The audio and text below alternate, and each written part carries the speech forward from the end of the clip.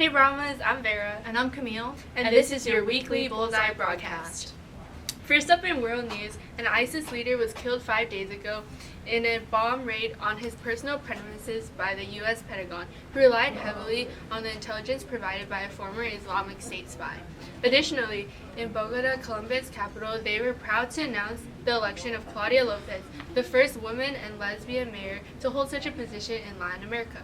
Meanwhile, on the other side of the globe, violence and vandalism continue to escalate in Hong Kong, where protesters now have begun to wear horror face masks to make spirit of Halloween, frightening non-protesters and officials alike. Even so, Hong Kong's leaders remain adamant, unwilling to find common ground and persistently issuing fresh recession warnings. Next up, here's what's going on in U.S. politics. This Tuesday, a federal judge blocked an Alabama law that would ban abortion statewide, calling it unconstitutional. And in Washington, D.C., the government is more divided than ever as the impeachment inquiry into President Donald Trump heats up. On Thursday, the House of Representatives voted to finalize the procedure for the probe. And if you're worried about what's going on out in D.C., you can make your voice heard and vote next Tuesday, which is Election Day. Thanks, Camille. Attention, all Earth lovers. YouTubers of all content have united recently and created a community called Team Trees, a movement whose goal is to plant 20 million trees across the world before the first day of 2020 in an effort to combat climate change. As of today, the site has already planted 10.6 million trees, and popular figures like Elon Musk have donated $1 million on Tuesday. As for Kanye West's new album, Jesus is King, many fans have been voicing ambiguous emotions on the cover. Featuring 11 tracks, the album's predominantly gospel theme and the extreme contrast to stylistic elements of West's other music drops have caught audiences off guard, with many expressing skepticism about his faith and reevaluating his icon as a whole.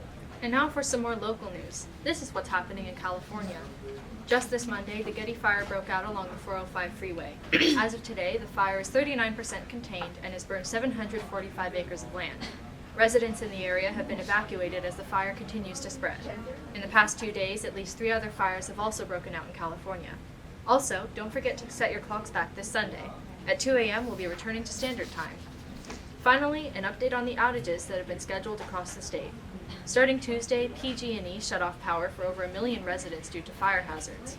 However, they're not expected to affect Diamond Bar residents. Now let's go to Vera with the sports. In regards to sports, the Washington Nationals defeated the Houston Astros in Game 7 of the World Series, winning their first title in franchise history. In basketball, the Lakers' Anthony Davis became the 6th player in the history of the NBA to score 40 points and 20 rebounds within the first 30 minutes of the game on Tuesday. On Wednesday, Philadelphia's 76ers' Joel Embiid and Minnesota Timberwolves' Karl Anthony Towns were both ejected and given multi-game suspensions after a massive fight. And now for some Brahma news and updates. This Friday and Saturday afternoon, come out to see Drama's fall play, Peter and the Starcatcher, an immersive comedy full of laughter and great acting. Are you interested in visiting local colleges? If so, talk to Mrs. Romero in the Career Center because next Thursday, there's a field trip opportunity for juniors to visit Mount SAC's campus. There are only 45 spots available, so don't wait. For sophomores, it isn't too late yet to apply for the Hugh O'Brien Youth State Leadership Seminar. Sophomore GLCs will nominate one sophomore student from Diamond Bar High School to attend the seminar, all expenses paid. Application deadlines are due by Wednesday, November 8th.